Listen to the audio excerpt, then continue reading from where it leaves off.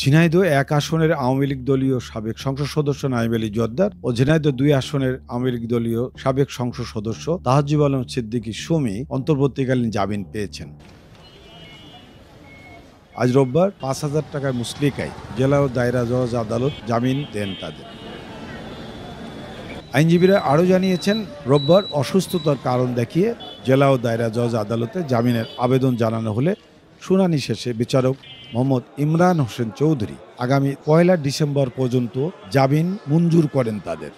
২৯২/২৪ যেটা হলো বিএনপির পার্টি অফিস ভাঙা, ঝিনাইদহ জিআর ৪০৩/২৪ যেটা বিএনপির সভাপতির বাড়ি ভাঙা, এবং ৪০৬/২৪ জিআর যেটা হাটের রাস্তা ১৩ সালের একটা মার্ডার।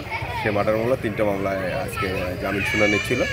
আদালত সন্তুষ্ট হয়ে ৩টা মামলায় আমাদের এমপি শমী সিদ্দিকী এবং ঝিনাইদহ ১ শোলকুপা থানার এমপি নায়েব আলী জোয়ার্দ্দারের জামিন মঞ্জুর করেছে।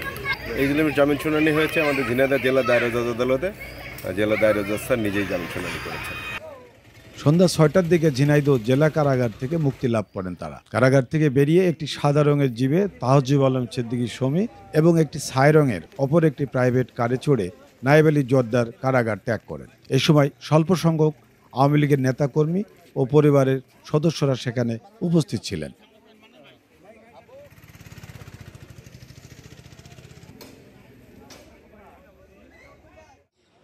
জেলা বিএনপির কার্যালয় ও জেলা বিএনপির সভাপতি এম এ মজিদের বাড়ি ভাঙচুর, অগ্নিসংযোগের ঘটনায় দায়ের করা পৃথক ২ মামলায় নায়েব আলী জোয়ার্দ্দারকে ১২ সেপ্টেম্বর নিজ বাড়ি থেকে এবং তাহাজ্জুব আলম সিদ্দিকী সুমিকে ঝিনাইদহ আলিয়া মাদ্রাসার শিক্ষক আব্দুস সালামকে হত্যাসহ ৩ মামলায় ৭ নভেম্বর সাভার থেকে গ্রেপ্তার করে র্যাব।